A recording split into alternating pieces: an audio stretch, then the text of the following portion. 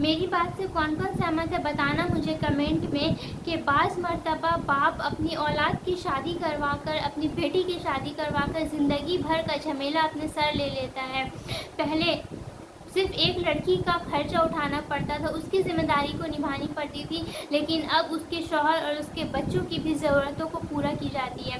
میں نے ایسے بہت سے گھروں کو دیکھا ہے کہ شادی کا 9 سال 10 سال ہو گیا ہے، لیکن پھر بھی جب لڑکی گھر آتی ہے، اولاد بھی ہے، اس کے بچے بھی ہے، جب بھی وہ گھر آتی ہے تو ماؤں کو بھر بھر کر اس کو سامان دینا پڑتا ہے، اور یہ وہ رسم سمجھتی ہے کہ ہاں میں مائکے آئی ہوں تو مجھے لے کر تو جانا ہی ہے، یہ کمپلسری ہے۔ اگر ہم خالی ہاتھ جائیں گے تو پھر میرے سسرال والے کیا کہیں گے کہ ماں کے گھر سے کچھ بھی نہیں لائی۔ یہ مطلب ایک کمپلسری ہو گیا ہے کہ اگر بیٹی گھر آئی ہے تو اس کو کچھ نہ کچھ دینا ہی ہے، کچھ نہ کچھ کیا، زیادہ سے زیادہ سامان اس کو دینا ہی پڑے گا۔ الحمدللہ میرا سسرال ایسا نہیں ہے، ورنہ میرا گزارا تو بالکل نہیں ہوتا۔ میں کہتی ہوں ان بھکاریوں سے کہ تم شادی ہی کیوں کرتے ہو جب تم ایک لڑکی کی ذمہ داری اٹھا ہی نہیں سکتے۔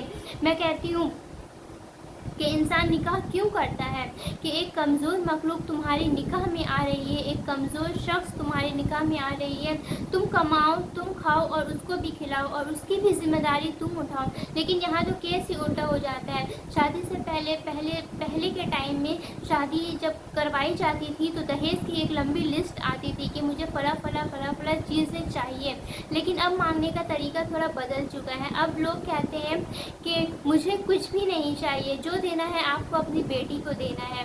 مطلب گھما پھرا کے بات وہی ہے کہ ہمیں کچھ نہیں چاہیے، آپ کو اپنی بیٹی کو دینا ہے۔ اگر آپ اے سی دیں گے تو آپ کی بیٹی اے سی میں آرام کرے گی، اگر آپ فریج دیں گے تو آپ کی بیٹی ٹھنڈا پانی پیے گی۔ اس طرح سے لوگ مانگا کرتے ہیں۔ اب اگر باپ اپنی حیثیت کے مطابق کچھ سامان دیتا ہے، تھوڑا بہت بھی اگر دیتا ہے، تو پھر بعد میں اس لڑکی کو یہ تانا سننا پڑتا ہے کہ کیا تیرا باپ اے سی دینے کے قابل نہیں تھا، کیا تیرا باپ بائک دینے کے قابل نہیں تھا، کیا وہ اس لائق نہیں کہ بیٹی کو شادی میں فلاں دے دے۔ تو اس طرح کا جو رواج ہے، دہیج کا جو رواج ہے، یہ ہمارا ہے ہی نہیں، یہ دوسرے مذہب کا ہے جو ہم لوگوں نے اڈاپٹ کیا ہے۔ ہم لوگ تو اچھی چیز اڈاپٹ کرتے نہیں ہیں، بری چیز جو رہتی ہے وہ فوراً اڈاپٹ کر لیتے ہیں۔ یہ رسم دہیج کا ہمارا بالکل بھی نہیں ہے۔ اگر آپ جائیں گے نا سعودی میں، عرب کنٹریز میں شادی کروانا، تو وہاں پہ شادی کروانا بہت مشکل ہو جائے گا۔ لڑکی کا باپ تو ایک پھوٹی کوڑی نہیں دے گا، بلکہ لڑکیاں خود ڈیمانڈ کرے گی کہ مجھے 1 لاکھ مہر میں چاہیے، 1.5 لاکھ، 2 لاکھ، 5 لاکھ تک مجھے مہر۔ پھر وہ شخص جو مہر دینے کے قابل ہوگا وہی اس کے ساتھ نکاح کرے گا۔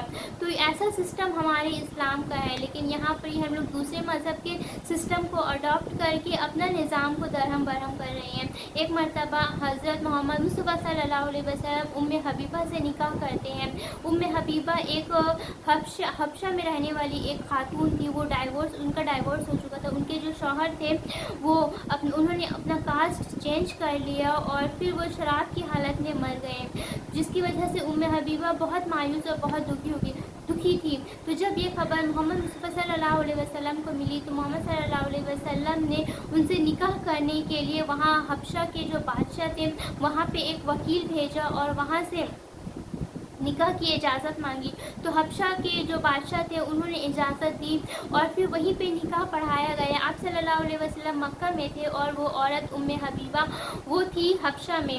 پھر وہاں نکاح پڑھایا گیا۔ آپ صلی اللہ علیہ وسلم نے 2 وکیل گواہ کے طور پر وکیل بھی خود ہی بھیجے تھے، اور پھر وہاں کے بادشاہ نے نکاح پڑھایا اور 2 غلاموں کے ساتھ ام حبیبہ کو مکہ روانہ کر دیا گیا۔ تو اس طرح سے ان کا نکاح ہوا۔ تو اس نکاح میں دیکھیے نا آپ، کہاں ہے بارات، کہاں ہے ولیمہ، کہاں ہے ڈیٹ فکس اور کہاں ہے منگنی وغیرہ کا سسٹم۔ کتنا سادہ اور سمپل طریقے سے نکاح ہوا اور آپ صلی اللہ علیہ وسلم نے اس ام حبیبہ کو اپنی نکاح میں شامل کر لیا۔ کیا وہ لوگ دنیا کا سب سے اعلیٰ دولہا اور دنیا کا سب سے اعلیٰ دلہن کا جب نکاح اس طرح سے ہو سکتا ہے تو ہمارا اور آپ کا کیوں نہیں ہو سکتا؟ اور الگ بات ہے، وہ بات الگ ہے کہ انسان کا شوق ہوتا ہے، لیکن شوق اپنی جگہ ہے، اور زبردستی اور لوگوں کے نظر سے کہ ہاں 4 لوگ کیا کہیں گے اگر ہم اتنا سمپل شادی کریں گے، تو اس طرح کی فضول باتوں سے اپنے آپ کو آزاد کر لیجئے اور زیادہ سے زیادہ یہ کیجئے کہ آپ سنت طریقے کو فالو کریں اور سنت طریقے سے شادی کیجئے، سنت طریقے سے نکاح کیجئے اور لڑکی کو لا کر اپنے گھر میں خوشی سے اس کو ایک اچھی زندگی دیجیے. بس میری یہی گزارش ہے. اور ویڈیو کو لائک کمنٹ